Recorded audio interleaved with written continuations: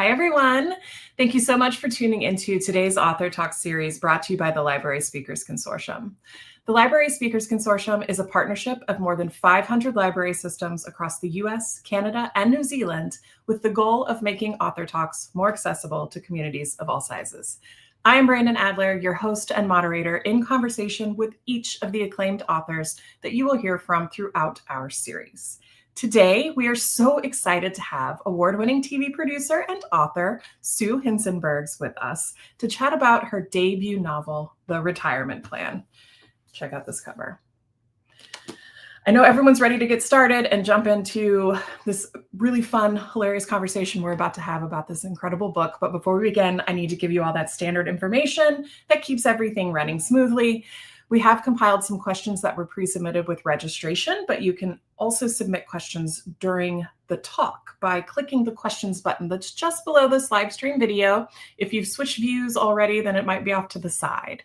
Keep in mind, there are a lot of you tuning in today, so we will get to as many questions as time allows. And don't worry if you have to leave early for any reason, all registrants will receive a link to the recording in about 24 hours.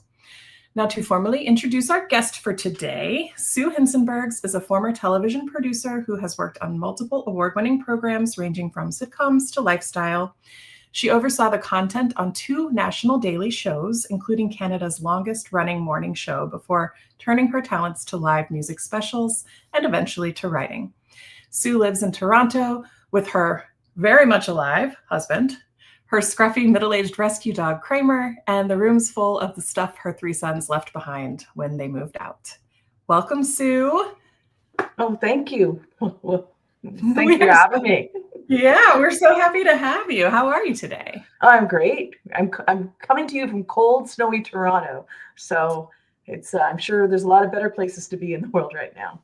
Oh, I'm sure there are a few, and usually I would boast about that being in New Orleans, but it's actually pretty cold here today for us. So, yeah. Okay. So I'm glad that you in your bio say you're very much alive husband, because we did have a lot of people ask about how's your husband doing? I do. I get that question a lot. And when I go on appearances, I often take him along as proof of life to show that he's fine. I love that.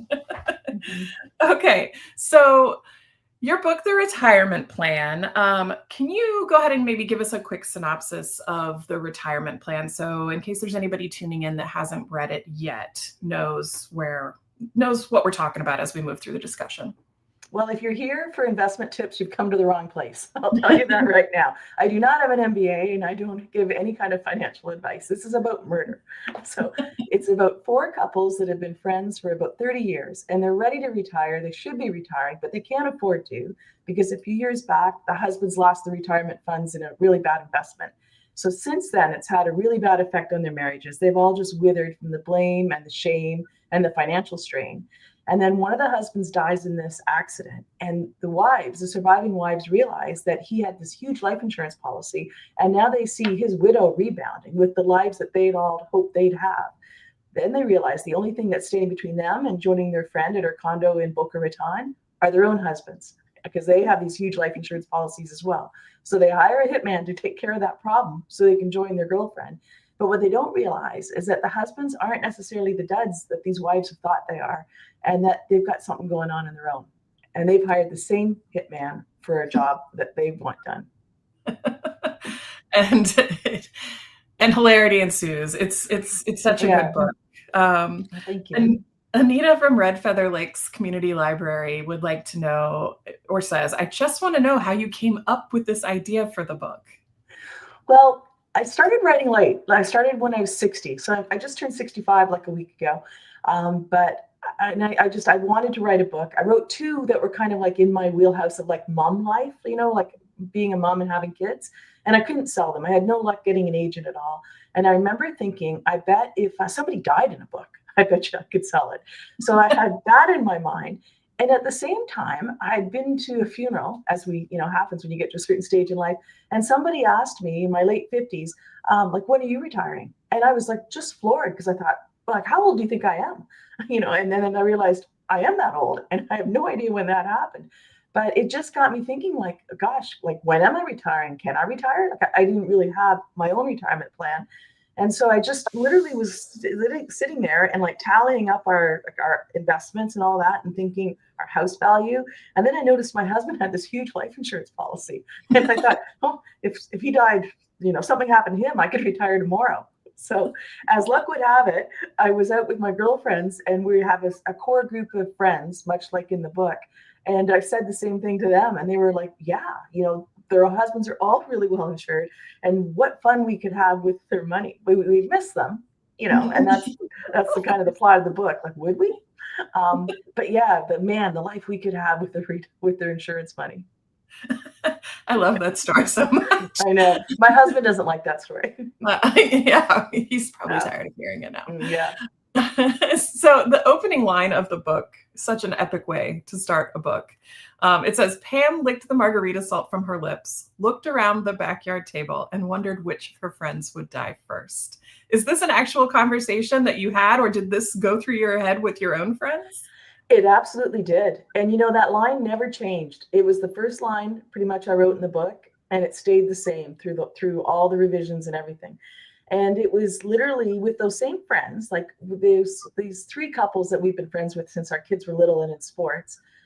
We've kept, through the years. Between us, we had 9 boys and 1 girl. So we had a lot of hockey, a lot of hours spent in arenas and that. And the kids are all still friends off and on, but we as friends, like adults, stayed together. So they were all over one night for dinner. This was after my 2 other books hadn't done very well. I hadn't done anything, actually.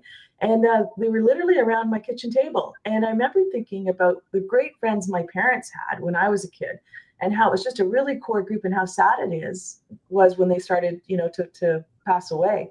And I looked around the table at my friends and I thought, wow, like we have so much fun. Like, even though we don't see each other like every week, like maybe 4 or 5 times a year, but whenever we get together, it's like, we've never been apart.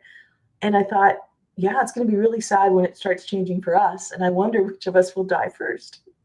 Now, my friends, I have to tell you, they all wonder, like, who is it? Who do you think will die first? And I can't tell them that. You won't tell them. Because the end of that paragraph ends that she has a preference. If she had any say in the matter, she'd prefer it be with one particular character. Yeah. Well, hopefully that one particular character isn't too resembling of your No, not at all. Doesn't have a clue. Just as well. Seems so maniacal, but also funny. I love it. Yeah. Patty from Jefferson County Library District is wondering, beyond kind of it being based off of this core group of friends that you have, did any other personal experiences of those friends inspire some scenes or stories within the book? Oh yeah, quite a few actually. I had to tell my friends I'd written the book like long before it was published, and just to kind of ease them into knowing that some of our conversations were in there. Like my friend Jamie loves funeral sandwiches, like egg salad funeral sandwiches. I remember that part. Yeah, actually his mother-in-law packages some up in Tupperware for him for Christmas. That's how much he likes them. It's a little special treat for him. So I took that little idiosyncrasy and that's in the book. There's a whole pedicure scene, which is almost verbatim from me and my girlfriends. Actually, we were all at a wedding this weekend, and we were talking about that because one of my girlfriends did figure skating when she was younger. And I don't know if you know what that does to your feet, but she has like huge bunions. So whenever we go for pedicures, you can almost see like the esthetician go like, oh my God, who is going to take Suzanne? So that was kind of in there. And then the barber, actually. So there's a barber / hitman in the book, and that's not a spoiler. And he's pretty much based on my husband's barber, in that my husband came home one time. He always had the same regular guy. And this is like 20 years ago. He came home and he said, like, there's a new barber at Wilson's, and he doesn't speak much English, and he's just very mysterious looking. And he described him having like dark hair and dark eyes, and he was sharpening his razor blade on the strop looking into the mirror. He was just doing this. And my husband said he had this like 100-mile stare where he was just in the mirror doing this. And my Andy thought, like, what's he seeing? Like, where does he be? And then he turned around and came towards my husband with the razor blade. And my husband, he said all the hair on the back of his neck just like raised up. So he had that image. And then, of course, we're together with our friends, and Andy tells them about this barber. And then the guys all know, yeah, I saw him. Yeah, he cut my hair too. And then not too long after that, I took my 3 little boys to him, and I could totally see what they were talking about. He just had this very capable vibe. And I thought, if I ever had trouble in the neighborhood, I'm coming to him. Not that I've ever had trouble in the neighborhood, but if I did, I knew where I'd Definitely go. won't now. Yeah. Yeah. So what I really love about the book is kind of the theme of friendship, the very close friendship for the men and the women, transcending age, and even your core group staying together since your children were young and you all still talk. But I really like that Pam, Nancy, Shalisa, and Marlene could be any adult age. When you're first reading that first chapter, you don't outright in the beginning say how old they are. And so we really don't know. They could be any age. Were you just writing what you know as writing it as a 60-year-old, or were you writing with the intention to address some preconceived notions of age? Well, I didn't even know I had preconceived notions of age till the book came out. And a lot of people were talking about, oh, these older ladies and all that. And I'm like, what are you talking about? Like, they're still vibrant. You know, they're in this whole journey because they want a magnificent life still. They're not throwing in the towel. There is almost a genre of elderly or older protagonists, and their superpower is that they're invisible and that they're underestimated. And my ladies aren't invisible, nor are the men, nor are they underestimated. Like, they're still vibrant characters. But then I think, like I said, I'm 65. I still feel like I'm a vibrant character. You know, I'm not giving up on life yet. So I just didn't even approach it that. And like, I sold the movie rights, right? And the movie producer said to me, like, when we were talking about the tone, I said, I don't want it to be like an old people slapstick thing. That's not, like, it should be smart, and that really, and he said to me, and I appreciated that because he echoed my thought, is the only reason age is even a factor in the book is that it's a ticking time clock on how long they have to get their financial house in order. Like, it could be 40-year-olds doing the same thing, because really, I can speak to you from the point of view of a 65-year-old. I'm pretty much the same as I was when I was 40, except like I wear my shorts longer now. And, you know, I probably get my hair done a little bit more often. But mentally, like, I still feel like I'm 40, you know. It's just it's a construct that I don't think you fight, but still, like, you either have a zest for life or you don't. And these people have zests for life. Some people are 60 when they're 30. You know what I mean? That's true. Yeah, you're absolutely right. I mean, I loved it. I felt like I could be friends with each and every one of them. Oh, that's great. Pamela says, do you think female friendship bonds may be stronger than bonds with a spouse? They're a different kind of bond for sure. I think they're probably as strong, depending on the friends, right? Yeah. And I think it's very humbling to raise children together, because you have that sense, oh, there's always somebody who's like, oh, my kid will never do that. Yeah. Until he does. You know, it's like, I learned that early on. Never say, oh, my kid will never do that. My kid would never stick her hand out the bus on the way on the field trip to the museum. It's like, yeah, until there's pictures proving she did, you know. So you just don't, you don't sit on the high horse ever, I don't think. And also, I think as moms, your goal is to raise good people. And so sometimes, like, you do see a kid doing something like, oh my God, he shouldn't be doing that. Like, he's back behind the portables, I don't know, with a cigarette or something. And it's like, do you tell the mom or do you not tell the mom? Because the mom's gotta, like, they gotta change that path, or, you know. So they're tough decisions to be made, but they're all in the goal. Like, and that's not a good example, but people have called me sometimes to give me a heads up. And it's not from a judgment point of view. It's just like, you're going to want to know about this, you know, because we're all in that rocky world together. So I think that's, and when I say rocky world, that rocky, uncertain world of raising children. So I think if you find good allies, then those are really good friends. There are still people that are judgy, you know, and you try not to, you don't invite them into your minivan very often. No, definitely not. Yeah. This, I mean, if it's in the way that you've written the women's interaction with one another, if that's any indication of your own friend group, because they're constantly teasing and ribbing one another. It's on another level. I love it. Yeah. So yeah, I agree. Like you created characters and you're talking about real life that seem to match up with one another, and like the honesty and like the non-judgment. Like, nope, I'm just letting you know. Yeah, yeah, and I like that about them, that they can call each other out on stuff, Mhm. but still like not leave and slam the door and go home crying. It's because it's a give and take, right? And I think that comes from anytime there's like relationships that have a good base, you can have that give and take, and you need it, but you're not going to break up over something. Yeah. Yeah. Um, Erin is saying another important topic brought up in the book, beyond friends supporting one another, is parents supporting their children. And in particular, the last straw for Nancy was when her husband did not support their son being gay and in a relationship with a man. That was when Nancy decided that she no longer needed her husband around.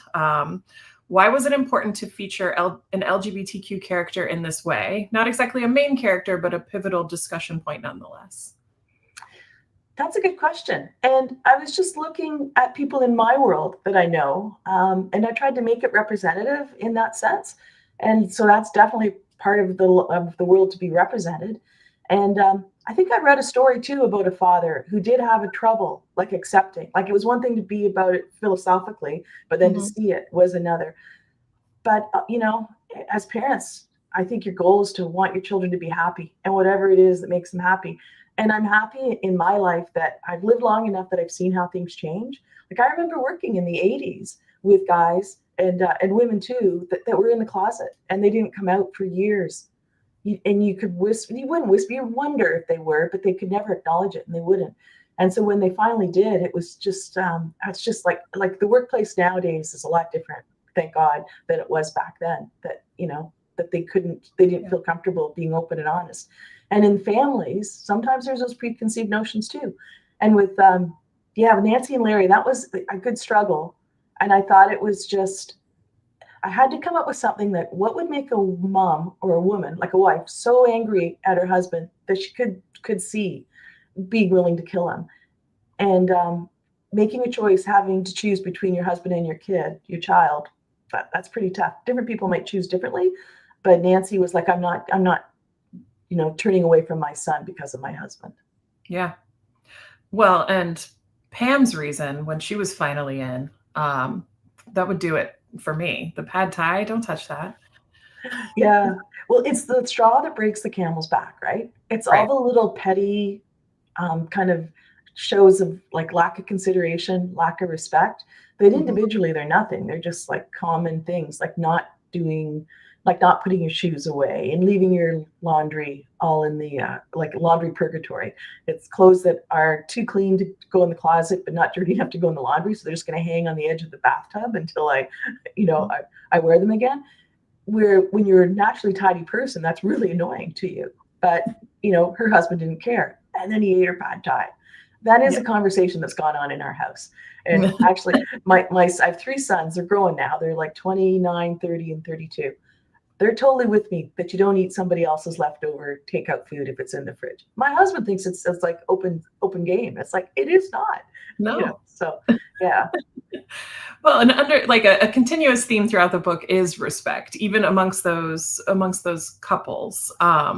Because we talked about Pam and Nancy, but then Shalisa and Andre's relationship, where she tries to eat something sweet, and he's saying, are you sure you want to do that? So it's just like the disrespectful nature of that as well. Yeah, in the very first chapter, it comes across that he is like that when he says, and that was from in my 40s. I remember I had a girlfriend who was really trying to lose weight. And she said at family dinner, at Thanksgiving dinner, she went to get a piece of pie, and her husband said to her from across the table, Beth, you don't need that. And I never looked at him the same after that. I didn't really like him before that. I definitely didn't like him after that. Yeah. And I kind of stayed in my mind. And then in that scenario, I had Andre say that to his wife. And then because they were redeemable, like the husbands, they're misguided in how they carry on in their regular life, but they love their wives. And they're trying to do something for their wives. They're not sharing it properly. But then you find out that he's like that because he had his own, I don't want to give too many spoilers, but he had his own reasons. Yeah. And he was really seriously looking out for her best interest. So he thought he was. Still not a smart thing to say. Oh my God. Yeah, right. Yeah, like relationship 101. Do not tell your wife in front of everybody that she shouldn't eat that piece of cake. So Jacqueline is wondering, how did you choose the names of the characters? I'm not very creative with that. I'm gonna tell you that. I realize that's probably something I should work on. So Pam, literally when I was starting to write, I was working on a TV show, and the talent producer's name was Pam. I got off the phone from her, and she's tall and she's thin and she's scrappy and feisty. And I literally, in this right room, I hung up the phone and I put my fingers on the keyboard, and I had that line, looked around the table and wondered which of her friends would die first. I thought, what should her name be? Pam. So there you go. So, if I just talked to June, it probably would have been June. The other ones, they had to be like age appropriate. So I know that like Nancy's that kind of age. And I have my two friends that are kind of the financial friends in that little original friend group. They're both Y names, like Lori and Jerry. So it became Nancy and Larry. And then I also was envisioning it being a movie, right? And so Larry Clooney in my mind is George Clooney, and Andre Murphy is Eddie Murphy. so kind of that. And Dave Brand is a character, and we have a very tall, handsome man in our friend group, Carl Brand, became Dave Brand. I've started my third book, and there's a Brand in every one of those, every book, because it's like a Jones or a Smith, but has a little bit kind of more individuality. So yeah, I am Hector. I don't know. Hector just always came to me too. He just always seemed like a good name for a hitman. Yeah, I can see that. I mean, especially the way that you paint the character makes it all too believable. Yeah. So Pauline is asking, did you plan the whole story, or did you set up the plot and let the characters take the lead? How are you a planner, a pantser, a plotter, or a pantser? How do you go about that process? I'm mostly a pantser, but what I do is I come up with the characters first, and I have them, and then I try to get them into a situation. So then that's when I start thinking about the plot. And then I have like signposts of things, markers I know I want them to hit along the way, that like this would be really good if that happened. How do I get them there? And I realized as well that I'm really glad I don't plan a lot. Like I know a lot of authors do. I was on a panel not too long ago with an engineer turned author who told me he works for like 2 years on his plot, and then he writes the whole book in 2 months because he's spent so much time on his spreadsheet with his plot. He has every chapter bullet pointed. And then when it comes time to writing full sentences, he doesn't do that till 2 years later. And then he writes all the full sentences and follows it along. Yeah, I could never do that. One of the reasons is because I think as I'm writing, like a line will come to my mind, or essentially just a line. There's a scene in the book where a character is walking down the hall in the basement, and she gets to a door, and she opens the door, and she reveals like who's there. She goes like, hello. And in my mind, that signpost I had was always supposed to be Hector. But when she gets there, she opens the door and she says, like, another name popped into my mind. And I thought, what? Like, where did that even come from? And literally, it was like I heard like an actual whisper.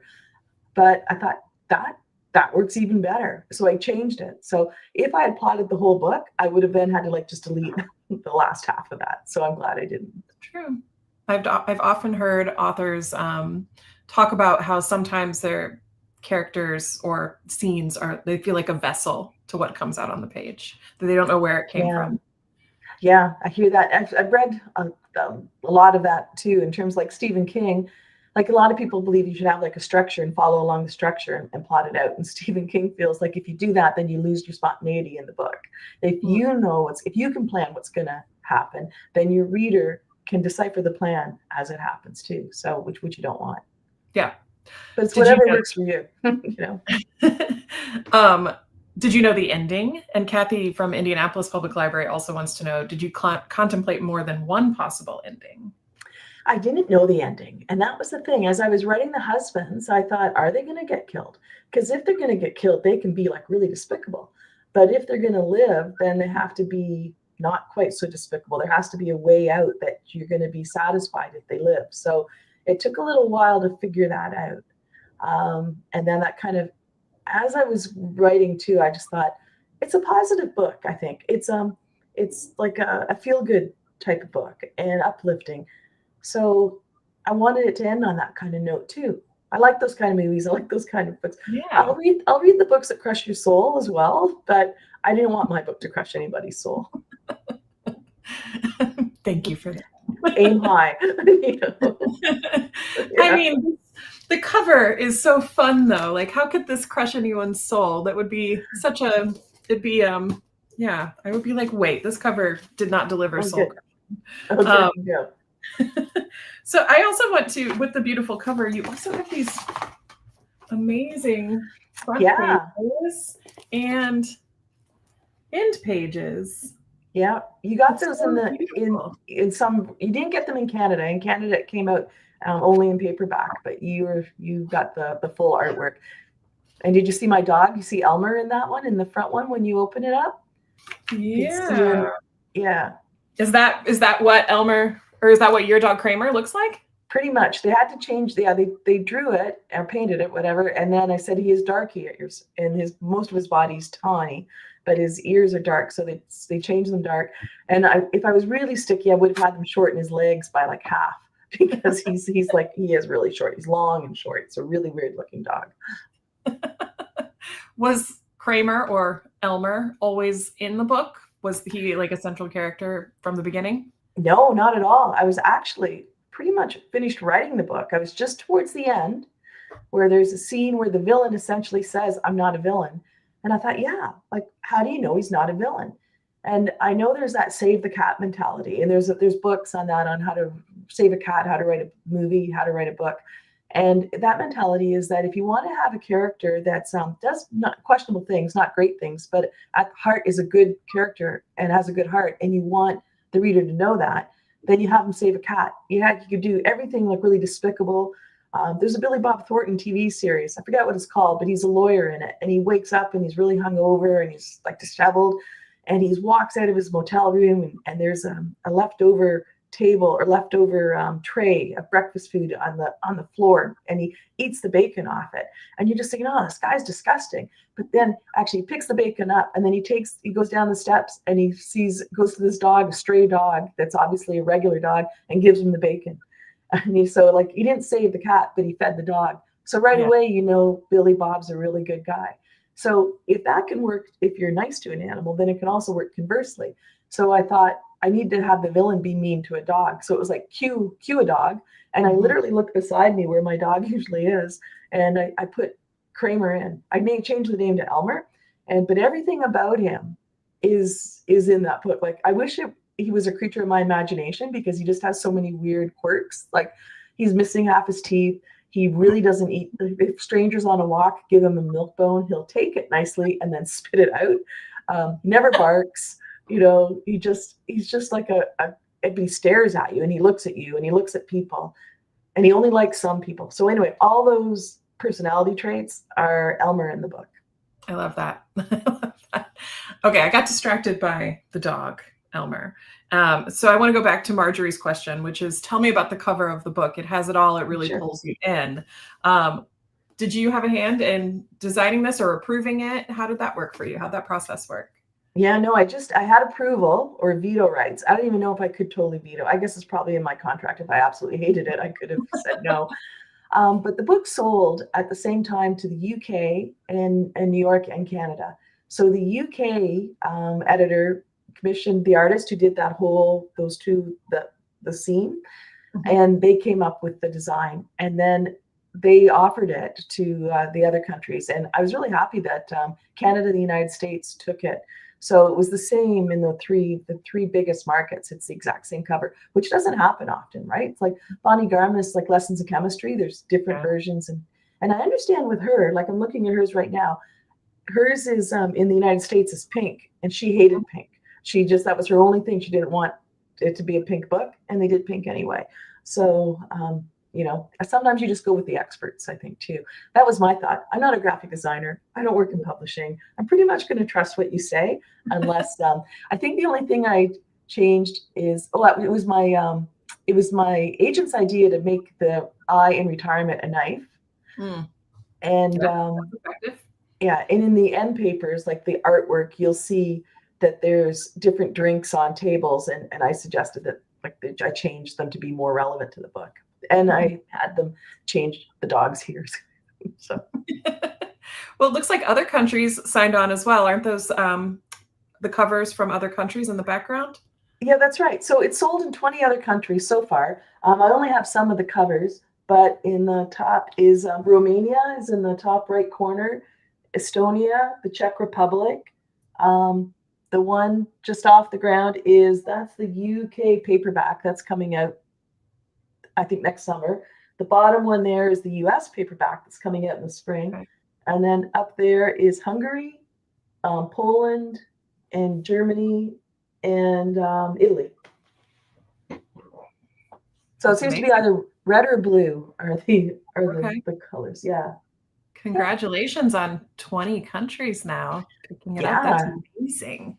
I didn't even anticipate that. I had no idea that was really an option or something that as an author you hope that your book gets picked up in other countries. I didn't know anything about that until it started happening. So that was just like bonus. Yeah, that's a nice surprise. Okay, so in the book, you move through a few points of view. So from Pam to Hank, even Hector, the hitman, and Padma. Why was it important for you to showcase so many POVs? The first two books that I tried to write, so this is my first published book. So this is the first time, when I was writing this, I wasn't even sure I knew how to do it. But I wanted people to know things that other people didn't know. And I just like the idea of being in Hank's feet and being in Pam's and like being right there. I didn't want to be like I don't even know how you say the word properly, omniscient, right? I've read it all the time. I didn't want to be like the know everything narrator. I just like the idea of kind of being in their heads and going from scene to scene. It just seemed to me more fun to write, to tell you the truth, and just I could have like their interactions. I imagine it could be written with that knowing all narrator, but I just liked being them, being like the close person of them, like not being I didn't like that, because that's what I tried in my first two books. I don't think those worked very well. I felt I just had more command with the humor, I think, if it wasn't if it was more he, but then switching in different scenes where not everybody knew what was going on, and it was just miscommunications of that. Yeah, it was really effective. I loved it a lot. I'm glad you just mentioned humor, though, because we have a few questions on the humor. I'm going to go with Amy's question from Jefferson County Library District. Amy says, can you give your thoughts about injecting some humor and human condition into writing? You have this wonderful balance of humor and seriousness in your book. Well, thank you for that. When I was writing this book, having not had any success with the first two books I wrote, I thought, as I approached this one, I thought, I'm going to forget about everything I'm reading in terms of like structure and all that. I read a lot and I watch a lot of movies. I like to be entertained. That's my number one goal in life, I think, is to be entertained. So I'm just going to write a book that I'd want to read, and a movie that I'd want to watch. And actually, when I sat down to write too, at the very beginning, I thought, should I write a screenplay or should I write a book? And I thought I probably have a better chance of having a book published and being turned into a movie than I do of writing a screenplay and getting it into the proper hands wherever it could be made into a movie. So I thought, I'm going to write a book. But I still think about it like a movie. Like I think about where scenes are, and how if you don't want to go from like dark room to dark room to dark room, like you can't have like everything around the kitchen table. You want to switch it up. And so as I tried to write a solid plot, I also like to laugh. And so when I was writing the humor, I literally thought to myself, I don't know if I ever sell this book, I don't know if they'll let me keep all this. I might have to be cutting out these kind of jokes, but then I liked it. So I thought at this point, this book might never go anywhere. So if it makes me laugh, I'm gonna write it. And then I wanted to amuse myself. And then as far as heart, I just thought that was important. It can't just be all laughs and that. There had to be something at the book, at the heart of the book. And that was like the feeling and the connections with people. And so I just made a point of trying to infuse that in there. You said that you thought you would have a better chance at getting a book published versus finding somebody to pick up a screenplay, which I think to me, it seems like the opposite might be true since you were in TV production for so long. You would think that you would know the right people to get a screenplay in front of. Have you ever tried to write a screenplay, or were you not interested in that medium? As far as TV goes, maybe you don't know the film people. Yeah, that's correct. I would have been aiming for like a Hollywood movie. Like I wouldn't be looking for like an independent or whatever. My whole thought through this whole thing was I'm shooting for the stars, right? I'm in my early 60s at this point. I don't have a lot of time. I've got enough time, but still it's like, what the heck? Like if I was going to approach somebody, like even looking at agents, I'm not going to go to the junior person who might have time for me. I'm going to go to the head of the agency. You know, if I don't get in, I don't get in, but at least I'm trying to get into the person that has the most clout. So that was the same thing with the movies. Like I would have wanted to be going to like George Clooney or, you know, those kind of production companies. And no, I don't have those immediate connections. I could get it somewhere. You know, it's kind of funny. There's been a lot of interest in it. Like even though it's long been sold, I still get emails and we get contacts, and I get asked out for coffee with producers. So I'll go, but yeah, they're not, as you know, I just like wanted to go big, and who knows if it'll be made. I'm told of books that get optioned into film, only less than definitely less than 10%. Some have told me 2% actually get made. So it's a long, hard slog. Okay. Yeah, that makes a lot of sense. So Michelle from Norton Public Library would like to know, how did you research the money transfer aspect of the novel? Well, kind of, so, well, a lot of Googling, but what I think is interesting about this too, is that the things that happen in the book all happen in real life. I kind of feel a little bit like Margaret Atwood. Not really. Like Margaret Atwood says, you know, this is probably the only comparison I have with Margaret Atwood, and that she says whatever happened in her books happened in real life, like in The Handmaid's Tale. Whatever happened in the retirement plan happened in real life. That casino heist really happened in Florida. 4 couples really robbed the casino exactly like they robbed it in this book. Wow. And they got caught though, because they spent their spoils. They spent all the money. They bought houses and trucks and prepaid college educations.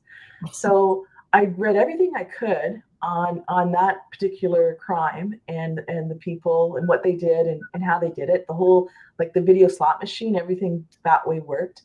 And then the other way in terms of like the virtual safety deposit boxes and that was a lot of Googling.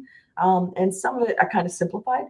In the first draft of the book, actually, I went into quite a bit of detail about it just to prove that it could happen, and then realized that was so boring. Like, all you have to really say in a novel is it worked. You know, you don't have to, like, nobody's going to fact check it. So I simplified it down so I wouldn't try and do it. I'm not recommending anybody try and do it. It's not a step-by-step guide, you know. But, I don't know. You opened with saying, I'm not here for investment tips. You didn't say anything about casino heist tips. Yeah, that's right. So Kelsey Elaine from Snow Isle Libraries is saying, what is the most surprising thing someone has said to you after reading your book? Oh, that they didn't like the swearing. I get emails about that. Love the book, but 60-year-old women don't talk like that. I don't know why you felt you had to put the F word in there. So that kind of thing. And I thought, well, I know 60-year-old women who talk like that, and maybe not all the time, but then these aren't women hanging around a bake sale. They're at a crisis situation of their lives, right? So they're letting the F-bombs fly. And I think for the people who've never heard 60-year-old women speak like that, lucky you, you've never been around really angry 60-year-old women. Yeah. Yeah. I found that refreshing. It made them more real to me. So. Oh, good. I warn people now often to say, just so you know, there is swearing in it. So if you're going to be offended, like, yeah, it's not the book for you. Okay. Well, then it's good that we're talking about that now for anybody who's watching that hasn't read it. Yeah. I don't think it's egregious though. Like I said, Yeah. really It's not like they're talking to their children and like, pass me the effing milk. It's not like that. It's exactly. like, what the F is going,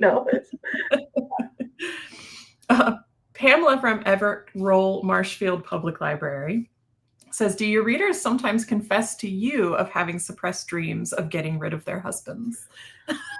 Yeah, unbelievably so. It's like crazy. And when I'm telling people, like sometimes I'll do signings or I'll be in a situation where nobody really knows anything about the book. And when I say about how these women are plotting to kill their husbands, and I get this like huge warm reception and laughter and all that. I'm like, wow, I didn't think it was that funny. So I really get surprised at that.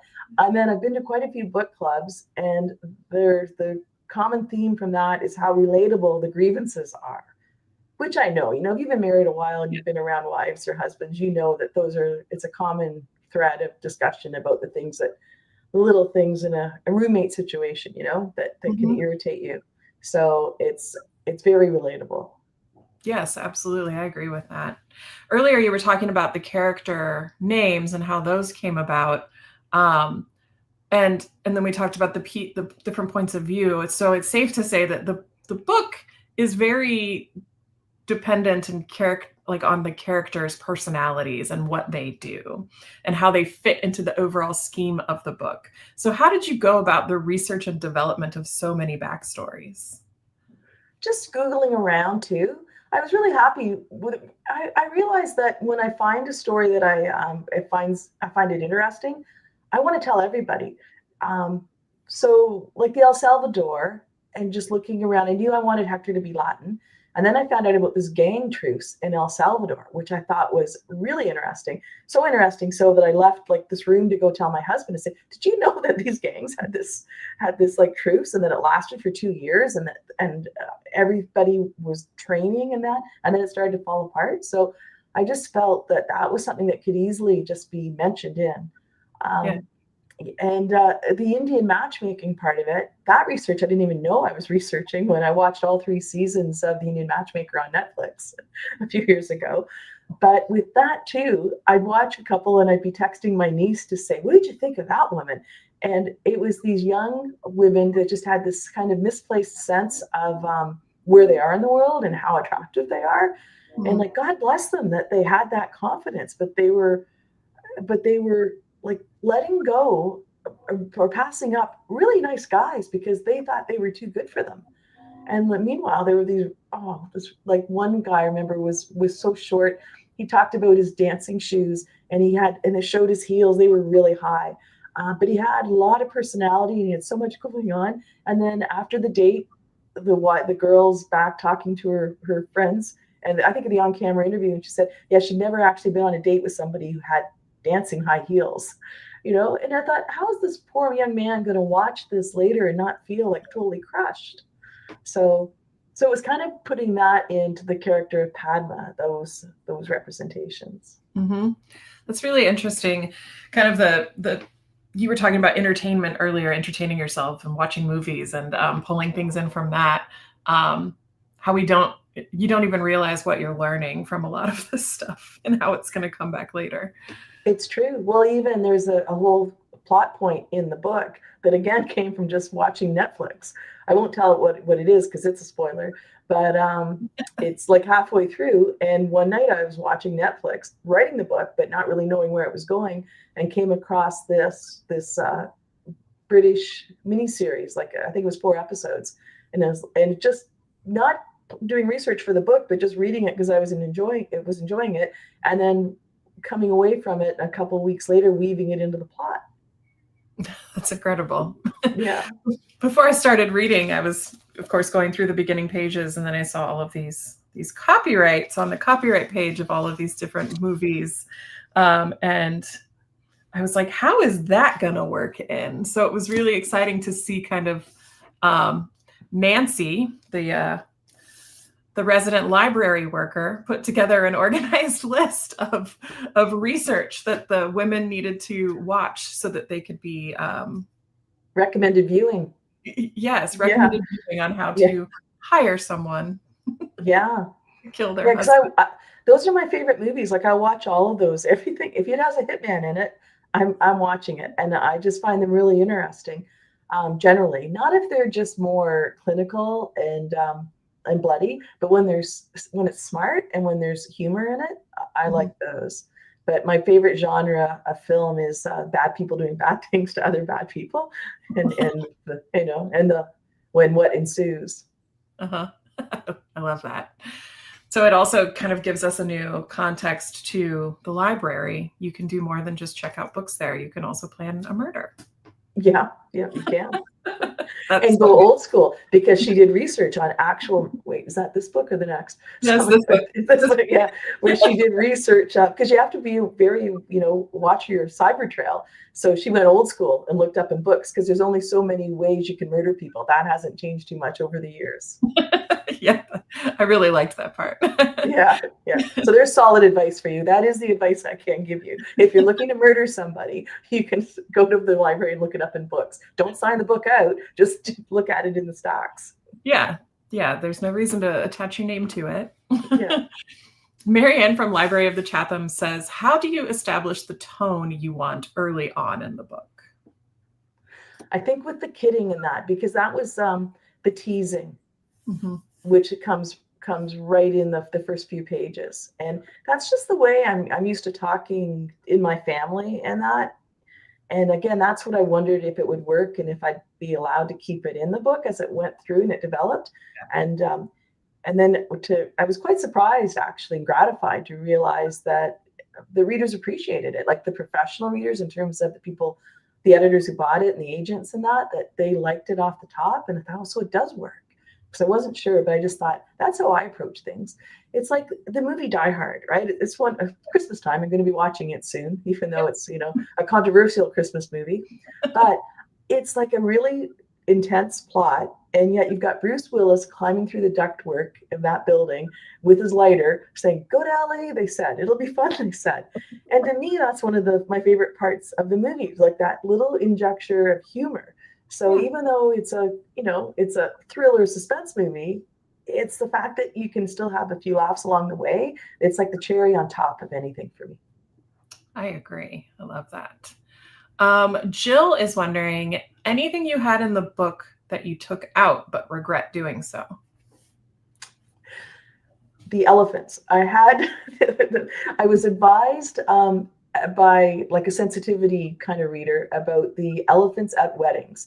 When I had Padma talking about her wedding with her mother, her underlying thought was, my mother's probably already booked the elephants. And then they thought, no, that's kind of a stereotypical thing about Indian weddings, that it only happens in the top 1%. And my argument would have been Padma's wedding would have been one of the top 1%. But when I researched it, I also found that there is a movement against having elephants at Indian weddings because of the cruelty to them. So on that basis, I took it out, and I changed the line. She's probably booked the caterer, but it would have been so much better if she probably booked the elephants. Yeah. Yeah, they're casino owners. They would have been considered the top 1%. Oh yeah, she's like organized crime, and she's a billionaire. So yeah, there would have been elephants at that wedding for sure. But I don't want elephants to continue being hurt, so I was happy to take it out. True. Yeah. Cornelia from Sanibel Public Library says, what are your early child influences or elementary, middle school, high school influences, if any, that encouraged you to become an author? Or any authors that you were influenced by? My mom always had books around. She was always reading. There was something. And early on, she started sharing with me. So I had like the Bobbsey twins, and she wasn't sharing those. Those were just gifts. But I had like the Bobbsey twins and Nancy Drew. I had the whole series. I remember getting two for every birthday and every Christmas. And then Agatha Christie. Like I went through all her books. I remember we'd be at the cottage and I'd start reading one on the ride home, and we'd get home and I'd sit in the garage in the car, like trying to finish the book. I liked like Patricia Cornwall later, and John Grisham. I've read a lot of domestic suspense, and I like humor, but I don't find a lot of humor. Like Bridget Jones's Diary, like this is my adult life, but Bridget Jones's Diary and Nick Hornby, like High Fidelity and About a Boy, I like those. But really, like if I had to think of one person, it'd be Agatha Christie. I just loved getting sucked into the English countryside or the south of France or wherever, and with Miss Marple or Hercule, and I just loved being in those worlds. I can see that, definitely. Heather from Southern New Hampshire University Shapiro Library says, did you ever get discouraged in the process of writing your book, and how did you deal with writer's block if you had it? I absolutely got discouraged because I had 198 rejections from agents. So, but as discouraging as that was, I just had this thought, I just haven't hit the right agent. I just thought that that my book can't be that bad. Like I've read worse. I've been at the bookstore and I pulled worse off the shelves. And if they can get published, then I have to be. I did also wonder if I was delusional. Like I had to really try and, ride that line that maybe I'm just, not seeing it objectively. But I got into writing groups. That was the smartest thing I did. I listened to this podcast. It's called The Shit No One Tells You About Writing. And it's a Canadian podcast with a Toronto author, Bianca Murray. And she's published probably 4 or 5 books. She has a book out now called A Most Puzzling Murder. It was a US Today bestseller this summer. And she leads this podcast with 2 Canadian agents. And they look at, for emerging writers. So they look at the query letter, which is the letter you have to send when you're looking for an agent. They critique those, and they critique first pages. So that started to offer the first learning ground of how to go through this process. Because I think half the part is writing the book, the other half is figuring out how to sell it. So that started to open the door and open my mind to thinking about that. And in that, I was also able to get together with writing groups. So I probably had 4 writing groups. I'm still with 2 of them.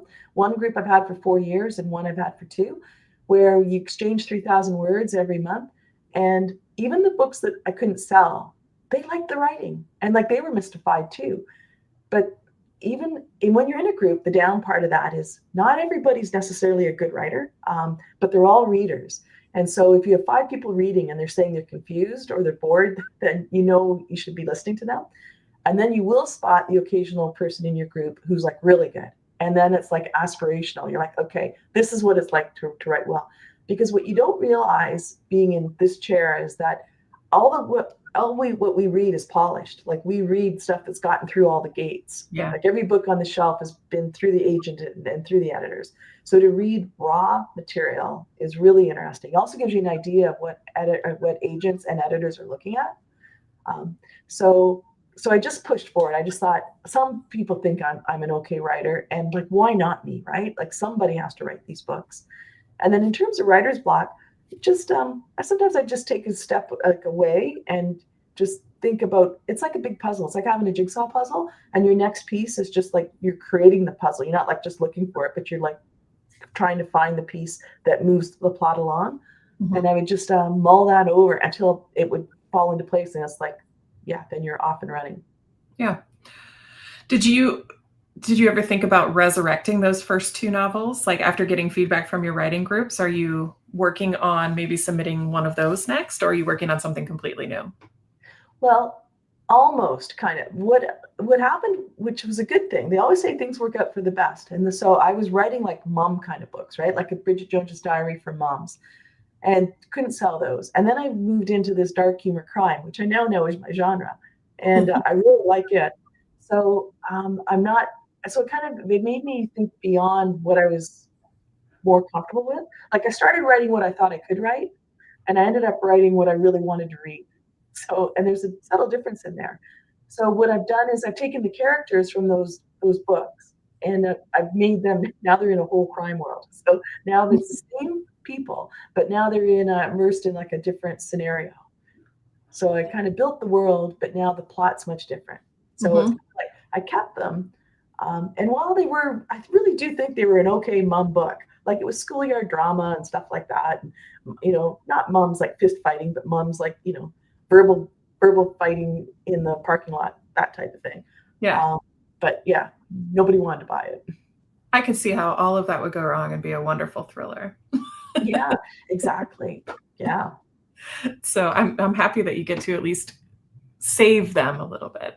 Yeah, I feel like I spent a lot of time with them, and I'm happy for that book will be coming out the winter of 27. So Okay. So are you in the editing process of that right now then? Or are you still writing? No, I'm in the editing process. Yeah. Okay. That's exciting. We have something to look forward to. Yeah. So was the retirement plan always the title? It was. And I right from the very beginning, it's like the first line and the title. And those are two things that change so much. And there was talk about changing it. I was asked by the editors when they bought it if if I would be opposed to changing. And I was like, absolutely not. Give me a good idea.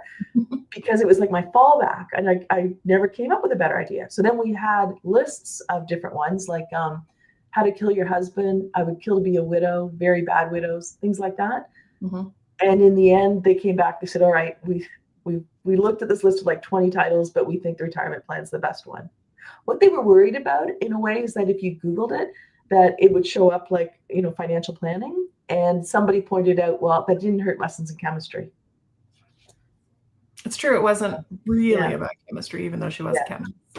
Yeah, but some people do think they are coming to an investment session.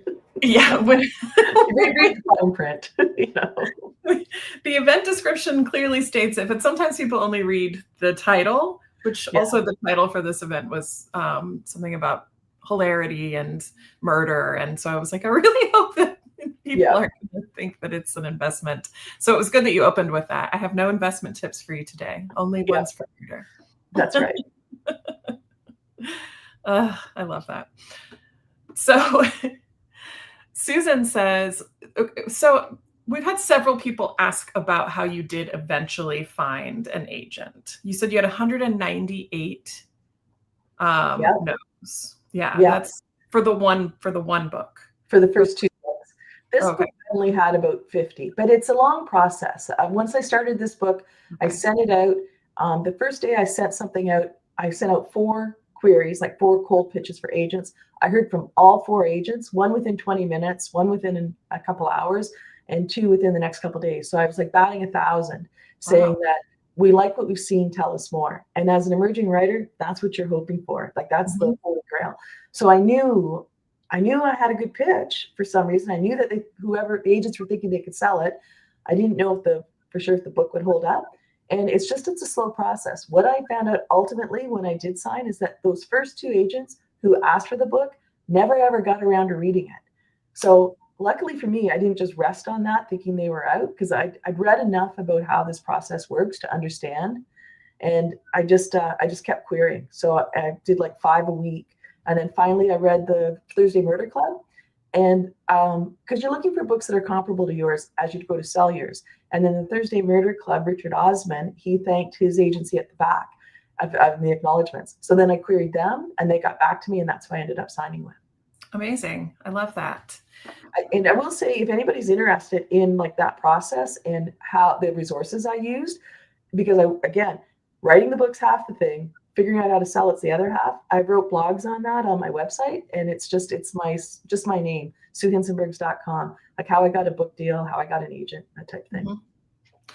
That's a very, very good tip. Make sure we put that in the resources so that people can get to it a lot easier. Sure. That's a very good tip. Thank you. Okay. So the last question that I love to close on for everyone is, what are you reading right now? Not different than what we discussed earlier, which were your influences. What are you reading right now that everyone should run out to their library and check out immediately? I just treated myself and went back to one of my favorites, which is Liane Moriarty, and I read Here One Moment. So, and it's funny because I've had the book for a while, and I got into writing because I liked reading so much, and now I don't have time to read. But I saw that and I looked at the flap cover and I thought, I don't know if I'm going to like this book. It just doesn't seem, but I thought I'm going to try it. Anyway, loved it. As you know what it's like when you start reading and you think, what am I doing tomorrow? Is it, can I cancel Oh, that? yeah. Yeah. And that's what this book was. I read it in like 2 days. Mm-hmm. And that's a really long book too. So you really had some cancellations. I did. Yeah.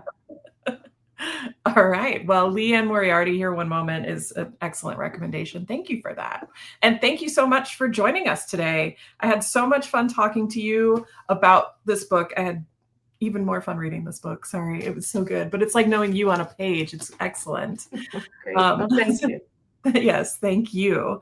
I also want to extend a huge thank you to all of our viewers for tuning into our author talk today. Without your support, none of this will be possible. So we thank you for choosing to spend your time with us. As a reminder, if you scroll down below the live stream video, you can find that resources area I was talking about, which contains a link to Sue's book, The Retirement Plan. I am Brandon Adler. I wish you all the happiest of holiday seasons, and we will see you all next year.